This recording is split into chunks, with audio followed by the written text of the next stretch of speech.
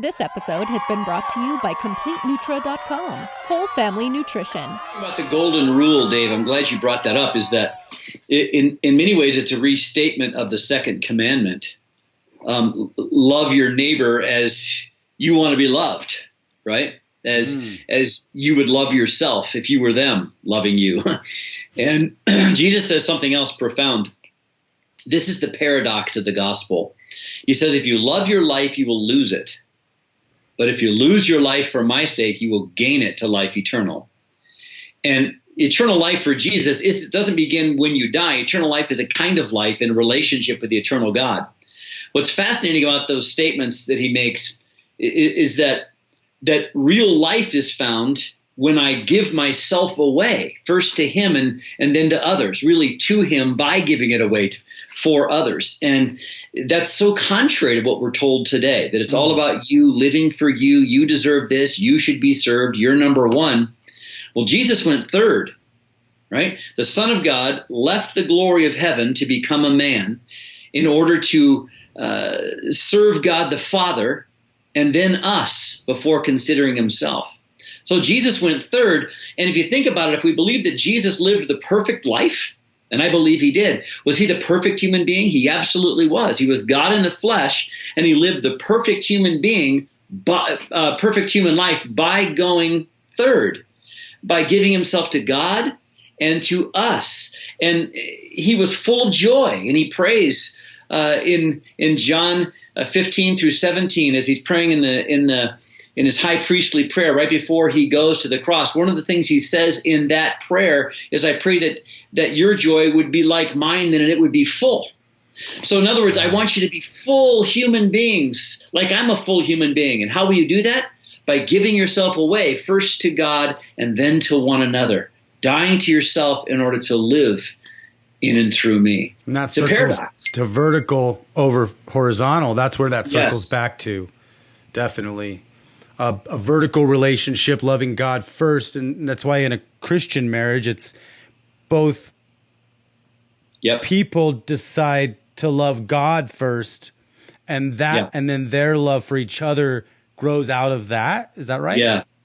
Yeah, I think I look at the vertical relationship flowing upward this way and then outward this way, right? So I have this vertical relationship with God that then floods my life horizontally. Mm-hmm. Right. And so in my most important relationships like marriage, the closer we are in the vertical sense, the closer our hearts are and our spirits are to God, the easier it is for us to be close to one another horizontally. There's another thing I want to kind of circle also back around to when you were talking about rediscovering the ancient melody, your book Firesong. I think one of the things that I had this conversation with you a long time ago was about we were designed as eternal souls. And so humanity, if you look at what sci-fi is trying to do, even people, even like AI and everybody's trying to do right now, is we're trying to seek living forever on Earth in this body. And I think the interesting thing is, we're trying to seek that because we remember that we are eternal, that we were created eternally. We were made to die. We're going to live forever, just not here, not like we expect something else. So can we touch on that a little bit? Yeah, I mean, God created us to live forever. I would say technically it's only God is eternal, if eternal means existing in both directions.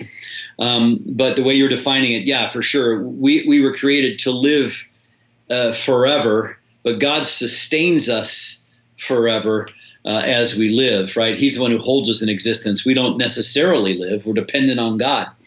But we were created to live, not die. That's why death is so wrong. Everything about it is just wrong. It doesn't just hurt. It's like, this is just wrong, right? Yeah, people definitely get angry about it.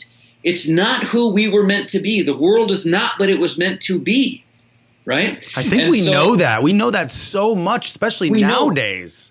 But if that's true, then we're implying that it should be another way. That's a good point. That's a really good point. And if it should be another way, we need to ask ourselves the question, where does that oughtness come from?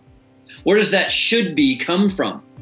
And I'm convinced, and I do argue this in Firesong, but I plagiarized from the Bible, that we come from Him.